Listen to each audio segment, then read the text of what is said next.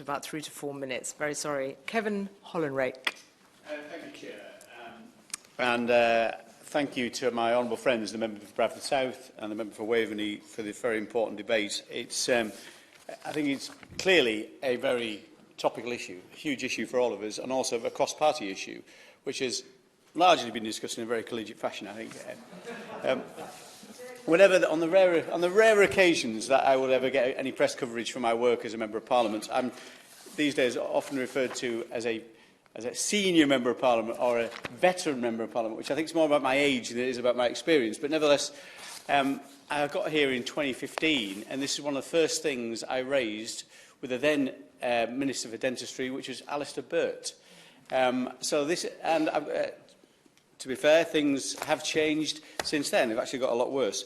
And there's no doubt about it. Back then, it was the reality is it is impossible for most people in my constituency to get on an NHS waiting list. And I think we've either got to be we've got to be honest with the public. Either we're going to open the gates up so more people can get access to treatment, or we've got to tell people that this is going to be for some people, not for others, because we're not there at the moment. The Father of the House said it would be helpful if we had each constituency had somewhere we could search availability in our constituencies, and I absolutely agree with him. But I know exactly what it was saying in my constituency, because I checked it this morning. Across North Yorkshire, which is larger than my constituency, there is simply no availability on NHS waiting lists at all in my constituency. And it's been like that for some time, for most of the 7 years I've been in Parliament. And the pity of that is I have got dentists who will accept NHS patients who just can't get the units of dental activity. They won't be given to them.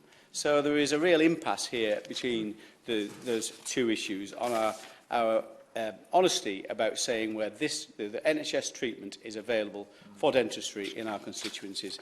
And this has real-world effects, of course. I'd just like to read a couple of correspondences from Mrs Weston, who wrote to me this morning. My son's an adult with special needs. He's on universal credit and PIP. He has to pay for private treatment as we cannot get on an NHS list. He's had a tooth removed because of an abscess, something that could well have been avoided if he had regular checkups. And I think even worse, from a lady from Rillington, my daughter had a toothache and needed to see a dentist. Our dentist ceased providing NHS services, and there's nowhere else we can get into.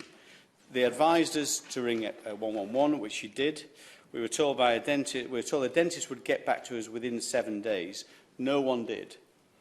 Tonight we rang again. We were on hold for 2 hours before we got through to the Yorkshire and Humber Dental Services, who told us they had no capacity to help.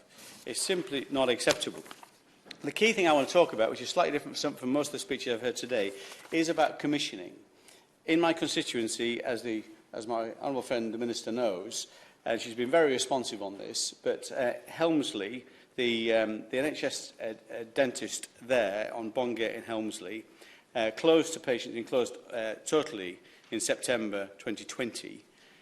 That won't reopen until April 22 at the earliest. That's the predicted date of opening. That will take 20 months for the NHS people who commission the services to reopen that dentistry, despite the fact we had somebody who was willing to take that contract right from the start. In Kirkgate as well, it will take 6 months, slightly quicker, apparently March this year. The contract is wrong. This 5+2 contract, rather than the general dental services contract, deters investment. It's very bureaucratic. We'll have to revisit the contract consistently. We simply need to simplify the process, the commissioning process. We need to put a rocket up the people who are commissioning this. It's simply not acceptable, 20 months. And I agree with others who have said, devolve this stuff back to local areas so we can look after this, we can commission the treatment, rather than having all this done centrally by a super-regional